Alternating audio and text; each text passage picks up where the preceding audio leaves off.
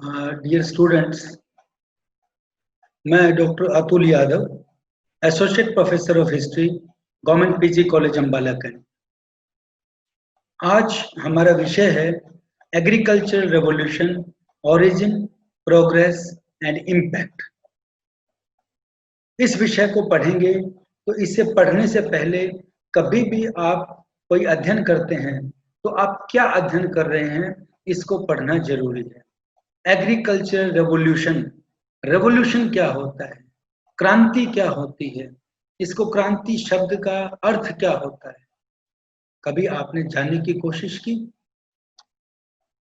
एक इतिहास के विद्यार्थी होने के नाते आप ये जानिए कि क्रांति क्या होती है। यही बताने का आपको आज प्रयास किया जाएगा जो हम आज का अपना लेक्चर करेंगे। What is revolution? Revolution is the locomotive of history. अगर इतिहास की तरफ से देखेंगे तो वो इतिहास को एक खींचने वाली चीज होती है, उसको कहा गया है, अंग्रेजी की टर्मिनोलॉजी है। लेकिन वास्तव में अगर आप कृषि क्रांति को जानना चाहते हैं कि कृषि क्रांति क्या है, तो आप ये देखिए कि जब 17वीं शताब्दी का समय आ रहा है, 16वीं 17वीं शताब्दी का समय, उस समय में यूरोप में बहुत परिवर्तन हो रहे हैं। वो परिवर्तन किस लिए हुए कि सबसे पहले वहां पर जो पुनर्जागरण हुआ, पुनर्जागरण के बाद धर्म सुधार आंदोलन हुए, और इन व्यवस्था के बाद वहां पर वाणिज्यवाद चला कि व्यापार होने लगा। उस व्यापार के कारण जो व्यवस्था में परिवर्तन आया, एक मिडिल क्लास है हमारी, वो अमर्ज हुई, नई खोजें हुई। तो उस वजह से यूरोपीय देशों में जो बहुत से सुधार हुए, उन सुधारों में भूमि की बाड़बंदी की गई, चकबंदी की गई, जिसको कंसोलिडेशन बोलते हैं, लैंड होल्डिंग्स का, और उसके साथ साथ बदल बदल के खेती करना, जो फसलें उगाना, मशीनों का प्रयोग, नए बीजों का प्रयोग, और भेड़ों और पशुओं की नस्लों में सुधार करना। तो कृषि व्यवस्था में ये बहुत ज्यादा तब्दीली आई थी, ये बहुत ज्यादा परिवर्तन हुआ था। और कृषि के अंदर ये जो परिवर्तन हुए थे या सुधार हुए थे, इसको अगर सामूहिक रूप से देखा जाए, इन टोटो अगर देखा जाए, तो इसको कृषि क्रांति बोलते हैं। तो क्रांति का अर्थ क्या हुआ कि एक टोटो, एक समग्र रूप से अगर कोई परिवर्तन आता है, बदलाव आता है, लोग मिलते हैं, तो उसको क्रांति कहा जाता है। इसी तरीके से ये कृषि क्रांति है जो हम अब आगे पढ़ेंगे। तो हमारा टॉपिक जो है, इसका थीम क्या है? थीम है the modern commercial and industrial revolution is based on the surplus production of agriculture. जब आज की हमारी जो इंडस्ट्रियल रेवोल्यूशन हुआ, जो मॉडर्न कमर्शियल हमारी व्यवस्था है, वो सारी की सारी किस चीज पर विद्यार्थियों निर्भर करती है? एग्रीकल्चर का जो सरप्लस है हमारे पास, अधिक जो उत्पादन है, उसके ऊपर ये निर्भर करता है। तो समाज के अंदर या हम व्यवस्था को देखते हैं कि कृषि देखो, उद्योग देखो, ये सारे के सारे आपस में इंटरलिंक्ड चीजें होती हैं, आपस में जुड़ी हुई चीजें होती हैं। फिर आपके पास है what is meant by agriculture revolution. जो मैंने आपको समझाया उसी चीज को अगर हम देखें, परिभाषा के तौर पे देखें कि क्या लिखा हुआ मिलता है, तो उसके अंदर आपके पास चीज आती है introduction of the new methods of cultivation. Cultivation, जो खेती के नए तरीके अपनाना, in Europe in 19th century. 19th century शब्द आ रहा है कि हम 19वीं शताब्दी में आ गए थे, 16वीं से चलते आ रहे हैं, लेकिन प्रेजेंट डे के लिए ये वर्ड यूज कर दिया गया है। which involved the use of new technical implements, नए तकनीकी implements हो गई, assured supply of irrigation through canals, tube wells, seeds, fertilizers, rotation of crops, improvement in cattle breeding, which brought about a revolution in the agriculture production। जो मैंने आपको परिभाषा बताई थी वही चीज, यानी कृषि क्रांति जो अब आप पढ़ेंगे, उसके अंदर ये सारे के सारे बदलाव होते हैं, और इसी बदलाव को ही कृषि क्रांति कहा गया है। It was a radical and peaceful change and a reconstruction of the whole of the agriculture life. इस पूरी की पूरी व्यवस्था के अंदर पूर्ण रूपेण जो परिवर्तन आ जाता है, वही इसका अर्थ होता है। Period of agriculture revolution, first of all it happened in England during the 18th and 19th century। यहाँ पे आता है, शुरुआत तो 16वीं से हो रही है इंग्लैंड में, यहाँ पे हम पढ़ते हैं। Herbert Hitton speaks in Economic History of Europe that now agriculture armed with drains का मतलब उसके साथ जुड़ गया है, machines and fertilizers, उनसे सारा का सारा ग्रहण कर लिया उसने। English agriculture becomes begin after 1840 to enjoy a silver age and then a golden age। अर्थात 1840 के बाद यानी 19वीं शताब्दी के बाद से इंग्लैंड की जो कृषि व्यवस्था थी वो किसी से, जो ड्रेन से, मशीन से, फर्टिलाइजर से और जो पशुओं से नई नई नस्लें हो रही थी वहां से अपने सिल्वर एज के अंदर वो आ गई थी और फिर गोल्डन एज के अंदर आई, यानी उसकी संपन्नता बहुत बढ़ती हुई चली गई। Due to major changes in agriculture production, who called it a revolution. किसने कहा कि ये क्रांति है? सबसे पहले कार्ल मार्क्स ने अपने पुस्तक डास कैपिटल में ये कहा था कि due to agriculture revolution substances agriculture took the shape of capitalistic agriculture. Subsistence जिसको आप बोलते हैं गुजारा भत्ता वाली जो आपकी एग्रीकल्चर थी वो एक कैपिटलिस्टिक एग्रीकल्चर बनेगी, एक उपभोक्तावादी, एक पूंजीवादी एग्रीकल्चर बन गई। ये कार्ल मार्क्स का 10 कैपिटल में कहना है। Then condition of agriculture before its revolution. विद्यार्थियों की जो क्रांति हुई थी, कृषि क्रांति, उससे पहले क्या व्यवस्था थी? तो यहाँ एक ये लिखा हुआ है कि there was a popular saying, so 4 grains in a row, one for the pigeon, one for the crow, one to rot and one to grow। अर्थात अगर आप 4 बीज बोते हैं तो 4 बीज में किस किस के लिए होगा? कबूतर खा जाएगा, कोई क्रो खा जाएगा, कोई बो दिया है और एक उगेगा। अर्थात एक इतनी ज्यादा बुरी हालत में कृषि व्यवस्था थी इंग्लैंड के अंदर या यूरोप के अंदर, इतनी ज्यादा हालात खराब थे कि खेती के प्राचीन ढंग के अंदर दोषपूर्ण खेती थी, उनकी लोहे की फालें नहीं होती थी, अच्छे बीज नहीं मिलते थे, ठीक ढंग से जमीन के अंदर बीज डाले नहीं जाते थे, पक्षी खा जाते थे। और फ्रांसीसी कृषि व्यवस्था के बारे में तो ये कहा गया था 18वीं शताब्दी में कि 10वीं शताब्दी से के जो ऊपर ये 10वीं शताब्दी से नहीं उठ पाई है, ये यूरोप के सभी देशों के ऊपर लागू होता था। तो ये व्यवस्था है सारी की सारी कि French agriculture has not progressed beyond that of the 10th century.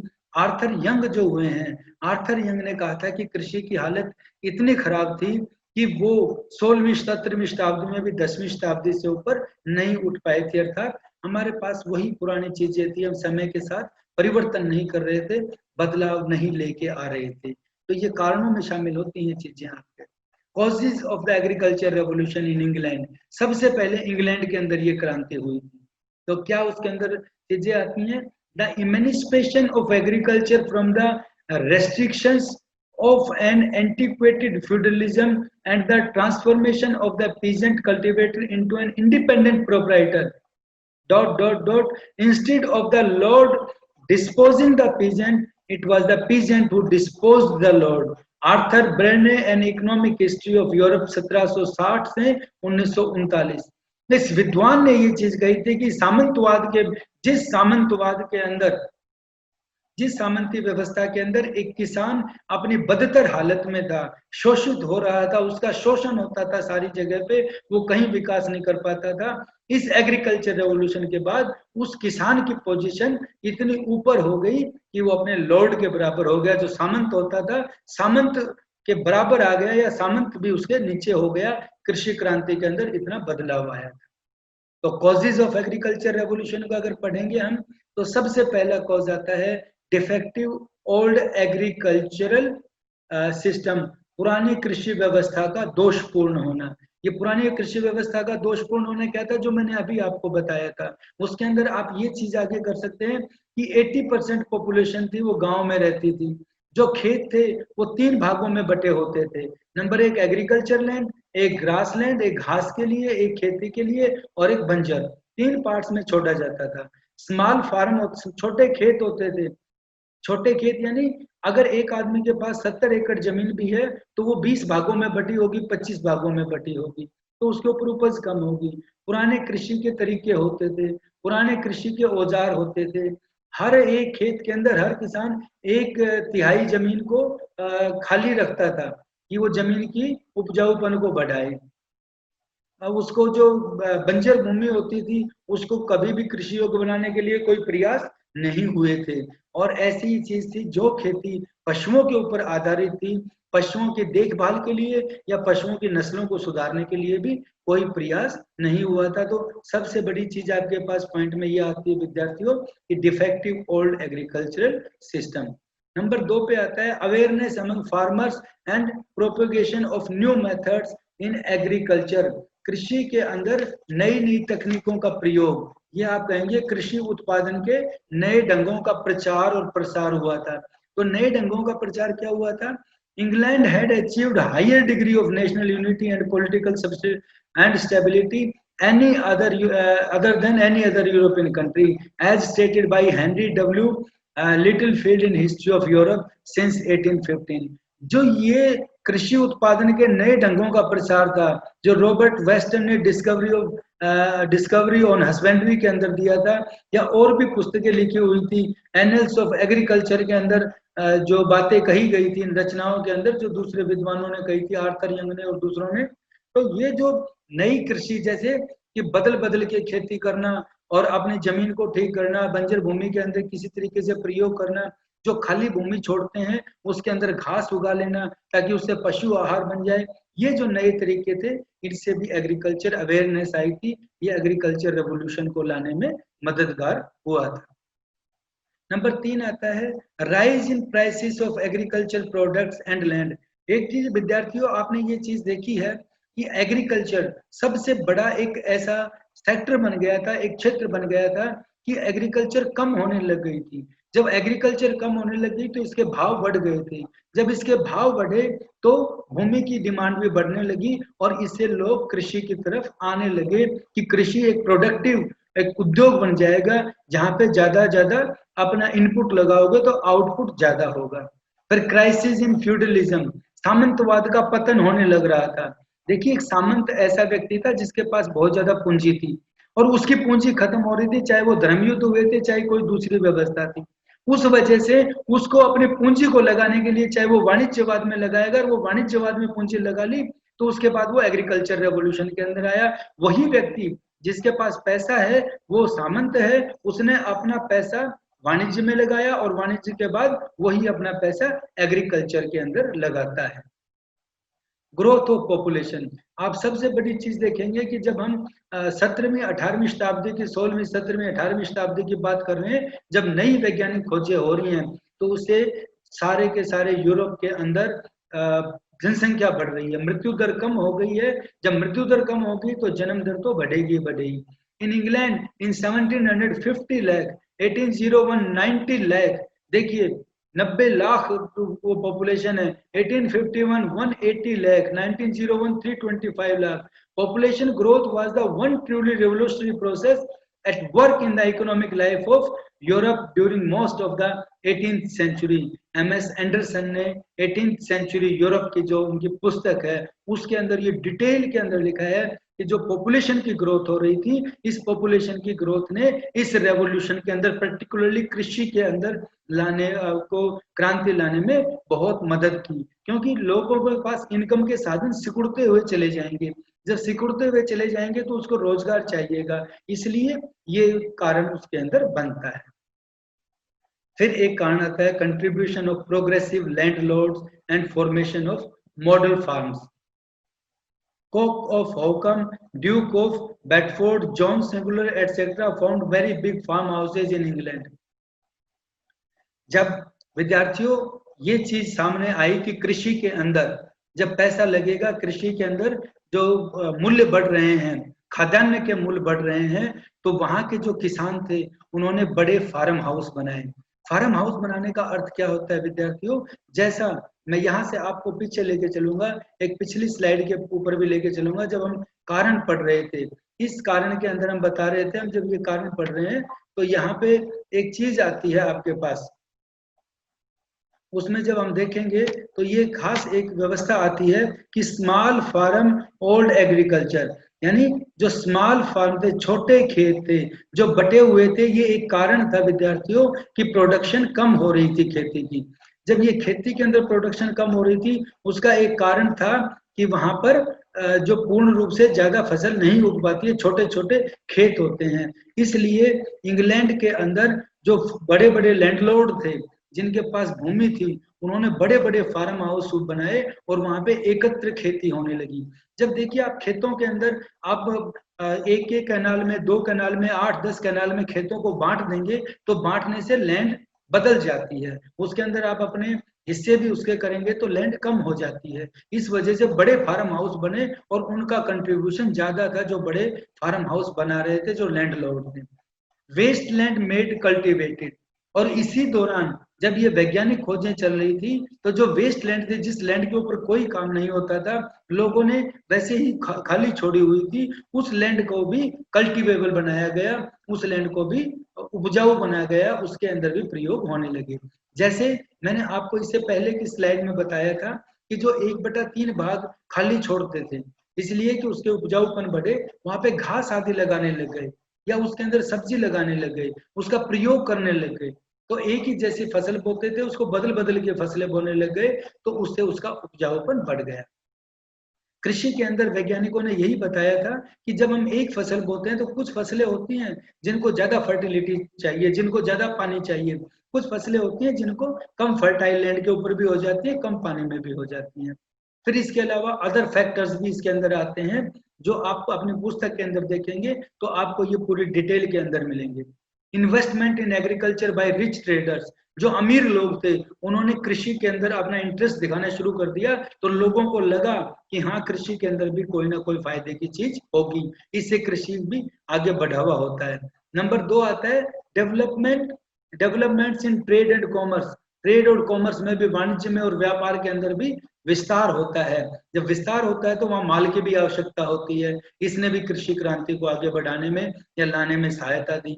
Establishment of agriculture universities and publication of books on agriculture, जैसा कि आपने देखा था या मैंने बताया आपको कि शिक्षा का विकास हो रहा था और नए वैज्ञानिक भी आ रहे थे, तो उन्होंने कृषि व्यवस्था के ऊपर या कृषि के कार्यों के ऊपर नई किताबें भी लिखी और नए जर्नल्स भी आए, नई उन्होंने अपने विचार रखी, विश्वविद्यालयों के अंदर इसके ऊपर रिसर्च होने लगी, शोध होने लगा। Contribution of science in the field of botany, biotechnology, fertilizer, seeds etcetera, जो बीज होता था, उन बीजों के ऊपर जो फर्टिलाइजर्स होते थे, जो खाद वगैरह आप बोलते हैं, बायोटेक्नोलॉजी होती है जिसके अंदर इसके शोध होता है बीजों के ऊपर या दूसरी चीजों पे, या जो बॉटनी है जिसको आप, जो बॉटनी के अंदर हम सारे पेड़ पौधों की सारी जानकारी लेते हैं, उसका अध्ययन होता है, इससे भी नई खोजें सामने आई और लोगों को इसके अंदर अवेयरनेस हुई। इसके बाद आता है कि the system of rotation of crops, जो इंग्लैंड के अंदर कॉजेज ऑफ द, ऊपर आप हेडिंग देखेंगे, causes of the agricultural revolution in England, particularly England के अंदर ये कृषि क्रांति क्यों होती है। जो मैंने इससे पहले सारे कारण बताए वो कारण पूरे यूरोप के ऊपर लागू होते हैं समेत इंग्लैंड, और लेकिन यहाँ पे इंग्लैंड पे पर्टिकुलर क्या आता है विद्यार्थियों, the system of rotation of crops, Charles Viscount Townshend's contribution, 1674 से 1738 तक का इनका समय था। He so enthusiastically pleaded for the system of rotation of crops such as turnip, clove, barley, and clover that he was nicknamed Turnip Townshend.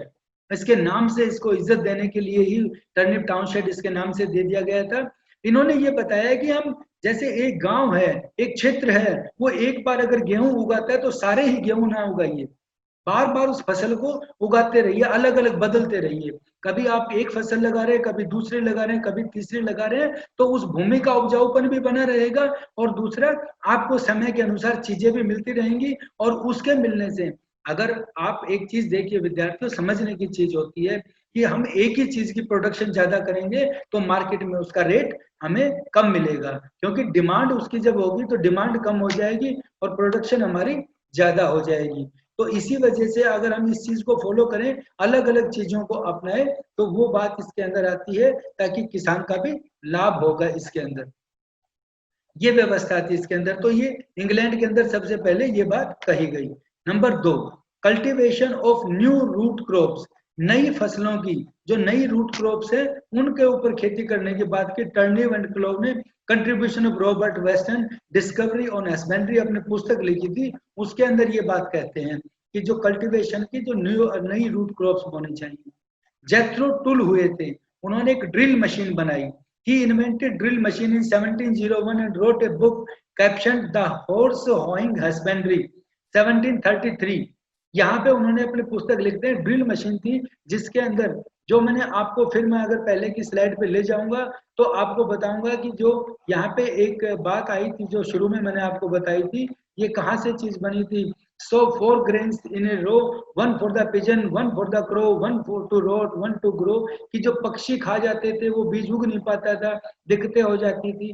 तो ये विद्यार्थियों drill मशीनें कैसे बनाई, ताकि जब हम बीज बो रहे हैं तो बीज बोने के साथ साथ ही उसको ढक देती है, और ढकने के साथ ही उसको उपजाऊ, उसका नए तरीके से बीज का डलना और इकट्ठे ही बीज को मशीन में लगाना, तो एक नई तकनीक इन्होंने की थी। वो तकनीक यहाँ पे जेथरो टुल ने दी थी, जो इंग्लैंड में हुई थी invention. Then improvement in cattle breeding, पशुओं की नस्लों में सुधार हुआ। पशुओं की तरफ हम ध्यान नहीं देते थे, चाहे अकाल पड़े चाहे कुछ भी हो, लेकिन यहाँ पे रॉबर्ट बैकवेल हुए थे। क्रिएटेड ए न्यू लेजिस्टर शीप, एक भेड़ की नई नस्ल इन्होंने तैयार की। कॉलिंग थे, इन्होंने एक बुल के लिए ऊपर शोध किया था। New gene of sheep, horse and cattle were developed, नई नई उनकी नई नई नस्लें तैयार की, उनके अंदर शोध किया, ताकि और ज्यादा चीजें होती हैं। जैसे आज वर्तमान में अगर आप समझें तो आपके यहाँ पे पशु होते हैं हमारे, अब एक वो सारे के सारे व्यापार का काम बन गया है। हमारे यहाँ पे अमेरिकन गायें भी होती हैं, दूसरी चीजें भी हैं, या जो जैसे आप अरबी घोड़ा बोलते थे, तो वो अलग अलग हिसाब से उनकी चीजें होती हैं। तो ये सारी खोजें इंग्लैंड के अंदर हुई। फिर आपके पास होता है अनक्लोजर ऑफ लैंड, लैंड को एकत्र, sir Arthur Young floated the concept of enclosure of land and persuaded the government to pass act to enclosure in England. He is known as the prophet of the modern agriculture revolution. आधुनिक कृषि क्रांति का जनक उसको कहा जाता है, कि सारी की सारी जो जमीन है उस जमीन की बाड़बंदी करना और कंसोलिडेशन ऑफ लैंड, उसकी सारी की सारी चकबंदी करना, एकत्र करना और उसके चारों तरफ बाड़ वगैरह लगाना, ये इन्होंने ही अपने पहले अपने शोध में, अपने विचारों में रखा था। फिर आता है एफर्ट्स ऑफ फार्मर किंग, जो राजा थे उन राजाओं ने भी इसमें अपना रोल प्ले किया था, और उससे भी इस कृषि क्रांति को बढ़ावा मिला। Mass agricultural production and industrial revolution, यहाँ एक और चीज आती है। पहले जैसे मैं एफर्ट ऑफ फार्मर किंग में, ये आप जॉर्ज थर्ड की देख रहे हैं, और यहाँ पे commercial crop such as cotton, sugar cane etcetera help to develop several agro based industry. जो विद्यार्थियों एग्रीकल्चर की प्रोडक्शन हुई, गन्ना आप ज्यादा उगाते हैं, गेहूं ज्यादा उगाते हैं, आप दूसरी और फसलें उगाते हैं, तो उसके बाद उन फसलों के प्रोडक्शन के बाद उनका उद्योग शुरू हो जाता है। जैसे कॉटन के बाद कपड़ा बनने लगता है, शुगर केन के बाद जो आप चीनी की मिलें लग जाती हैं, चीनी के साथ साथ और भी प्रोडक्ट्स बन जाते हैं, उसने इसको बढ़ावा दिया था। तो ये भी इसके अंदर एक कारण में शामिल होता है। यहाँ पे ये देखिए, ये अटलांटिक सागर है, यहाँ आप देख रहे हैं, ये आर्कटिक सागर, ये अटलांटिक सागर है, और यहाँ नीचे जब आप देखेंगे तो यहाँ आपको भूमध्य सागर मिलेगा। ये सारे आप देश देख रहे हैं, चाहे ये पुर्तगाल है या दूसरे जितने भी मुल्क आप ये देख रहे हैं, नॉर्वे, और ये सारी चीजें आपके अंदर आ रही हैं, जर्मनी है, यहाँ पे फ्रांस है, और यहाँ पे ये स्पेन आ गया, मोरक्को आ गया, अल्जीरिया आ गया, इधर ये टर्की है, रोमानिया है, हंगरी है। ये वर्तमान यूरोप का मैप है, जिसके माध्यम से दिखाने का मैं आपको प्रयास कर रहा हूँ कि इन सारे क्षेत्रों के अंदर ये जो कलर है, ये कलर, इससे सारे के सारे क्षेत्रों में कृषि क्रांति हुई थी, यानी एग्रीकल्चर रेवोल्यूशन यहाँ पे पनपा था और बहुत आगे बढ़ा था। ये एक यूरोप का पूरा मानचित्र आपके सामने है। फिर उसके बाद इसकी इंप्रूवमेंट हुई, तो इसके बाद ये फ्रांस में, जर्मनी में, डेनमार्क में, बेल्जियम में, हॉलैंड में, स्पेन में, इटली में, रशिया में, ये सारे के सारे प्रदेश जो मैं आगे लिखा हुआ है वही दिखा रहा हूँ कि कृषि क्रांति यहाँ पे सारी जगह पे फैल गई थी, यहाँ पे सारे देशों में कृषि क्रांति हुई थी। फिर हमारे पास आता है कि इसके प्रभाव क्या पड़ते हैं। तो प्रभाव में आप देखेंगे सबसे पहले इंक्रीज इन एग्रीकल्चर प्रोडक्शन, जो खेती की उपज है उस उपज में बढ़ावा होता है, उसकी प्रोडक्शन बढ़ती है। Demand and price of land increase, जब कृषि की डिमांड बढ़ती है विद्यार्थियों, कृषि की उपज की डिमांड बढ़ती है, तो उससे उसकी भूमि की भी मांग बढ़ जाती है। Increase in gross cultivable area of land, land का जो ग्रोस कल्टिवेबल एरिया है, कितनी उपजाऊ है कितनी नहीं है, वो उपजाऊपन का क्षेत्र बढ़ जाता है। बिगिनिंग ऑफ कैपिटलिज्म एग्रीकल्चर, यहाँ पे देखिए beginning of capitalism in agriculture, ये कैपिटलिज्म है जिसको हिंदी में आप पूंजीवाद बोलेंगे, आपकी पुस्तकों में लिखा मिलेगा आपको। वो पूंजीवाद इस एग्रीकल्चर के अंदर आता है, जो शुरू में एक कार्ल मार्क्स की बात बताई थी, जो मैं आपको पुनः एक बार स्लाइड के ऊपर लेके जाता हूँ, फिर आपको इसी चीज को दोहराता हूँ कि जो उस समय में कार्ल मार्क्स ने कहा था कि यहाँ पे ये जो आपकी रेवोल्यूशन है, ये यहाँ पे कार्ल मार्क्स की स्टेटमेंट मैंने बताई थी कि जो सबसिस्टेंस एग्रीकल्चर है और वो शेप कैपिटलिस्टिक एग्रीकल्चर की ले ली है, जो हमारे खाने का केवल हमारे खाने और हमारे खाद्यान्न तक जो एग्रीकल्चर सीमित था, वो एग्रीकल्चर ने अब कौन सा रूप ले लिया था, उसने अब कैपिटलिज्म का रूप ले लिया था। एक पूंजीवादी कृषि व्यवस्था हो गई थी, बड़े बड़े पूंजीपति और उद्योगपति थे, वो कृषि के अंदर अपना पैसा लगाने लग गए थे। फिर to fill the needs of increasing population, जैसा पहले आपने जनगणना की बात मैंने बताई थी, यहाँ पे फिर यही चीज आ रही है कि जो पॉपुलेशन बढ़ रही है उसकी जो डिमांड है, जो हमारी खपत है, वो भी इसी एग्रीकल्चर रेवोल्यूशन से ही पूरा होता है। Establishment of industries and mercantilism of agriculture, mercantilism यानी वाणिज्यवाद, एग्रीकल्चर से वाणिज्य शुरू हो रहा है, व्यापार शुरू करने लग रहे हैं हम। एक एग्रीकल्चर का प्रोडक्ट इतना बड़ा हो गया है कि वो इससे सारी इंडस्ट्री और इंडस्ट्री के साथ साथ वाणिज्यवाद भी कृषि से ही शुरू होता था, क्योंकि कृषि हमारा मूल बेस था, मूल आधार था खाद्यान्न का। और फिर आपके पास आता है एमरजेंस ऑफ आर्टिजन क्लास, यहाँ पे विद्यार्थियों एक और वर्ग आ जाता है, उस वर्ग की आप बात करेंगे कि अब तक तो देखिए आपने कि हमारे पास केवल एक किसान श्रेणी थी, और किसान के बाद अगर हम देखते हैं तो दूसरी चीज क्या आती है कि अब इंडस्ट्रीज शुरू हो गई हैं, इंडस्ट्रीज के साथ साथ मर्केंटलिज्म शुरू हो गया है, तो वहां पे जो काम करने वाला व्यक्ति है वो शुरू हो गया है, तो आर्टिजन बोलते हैं श्रमिक को, जो श्रमिक वर्ग है एक वो पैदा हुआ, एक इंडस्ट्री, एक नया वर्ग आ गया है, एक नया उद्योग, एक नया सेक्टर खड़ा होता है समाज के अंदर या देश के अंदर, तो आर्टिजन की एक नई क्लास आ जाती है आगे।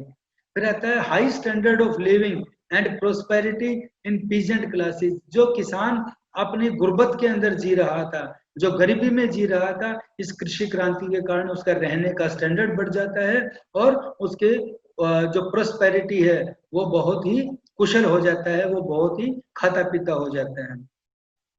Rise and development of big cities in Europe, जब व्यापार भी इससे शुरू होता है, वाणिज्य भी शुरू होता है, उद्योग भी शुरू हो जाते हैं, तो यूरोप के अंदर बड़े शहरों का निर्माण शुरू हो जाता है जो उद्योगों के साथ और व्यापार के साथ जुड़े होते हैं। इसलिए एग्रीकल्चर के कारण ये सारी डेवलपमेंट होती है।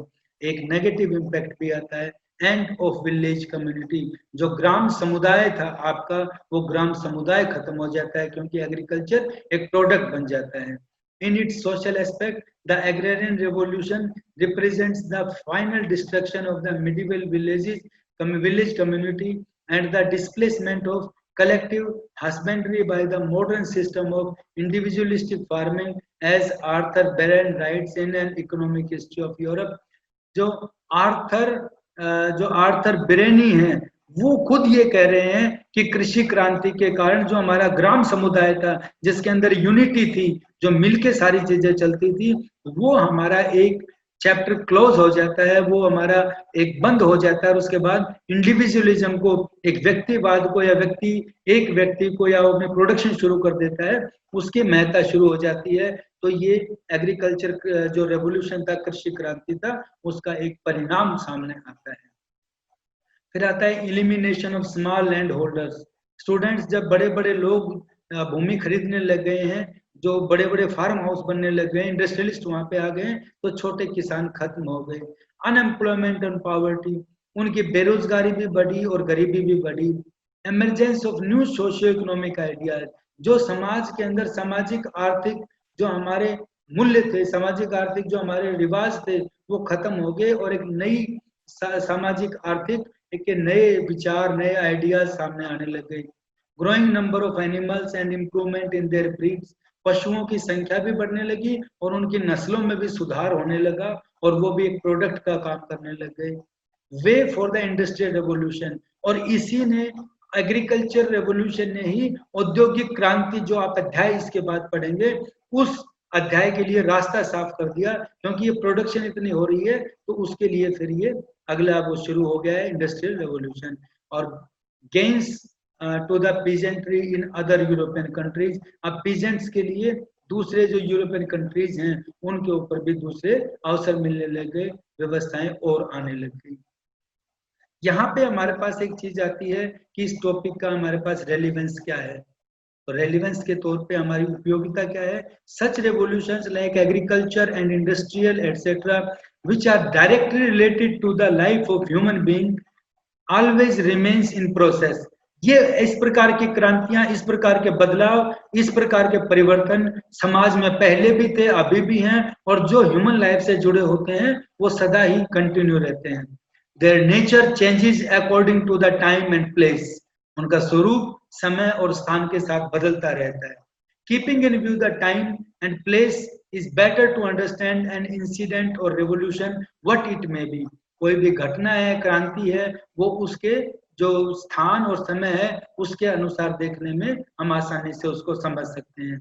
इन द प्रेजेंट एरा, आज भी अगर देखा जाए, ह्यूमन नीड्स आर डायरेक्टली और indirectly related to the economy of a country. आदमी की जो जरूरतें हैं वो देश की अर्थव्यवस्था के साथ जुड़ी होती हैं। सो फॉर सस्टेनेबल ग्रोथ, एक कंटिन्यूअस ग्रोथ होता है, उसके लिए इस प्रकार के अध्ययनों की आवश्यकता बहुत जरूरी है। जो आप इतिहास के अंदर दूसरी क्रांतियां पढ़ेंगे या दूसरे और चेंजेस पढ़ेंगे विद्यार्थियों, उनके लिए इस प्रकार के घटनाओं का पढ़ना और एक बहुत आवश्यक हो जाता है। ये हमारा अध्याय था, किस तरीके से हम कृषि का जो हमारा जो कृषि ने क्रांति का रूप लिया था वो हमने पढ़ा है। तो ये हमारा अध्याय जिसके अंदर हमने ये सारी चीजें देखी, आज हमारा अध्याय पूर्ण होता है। आपका बहुत बहुत धन्यवाद।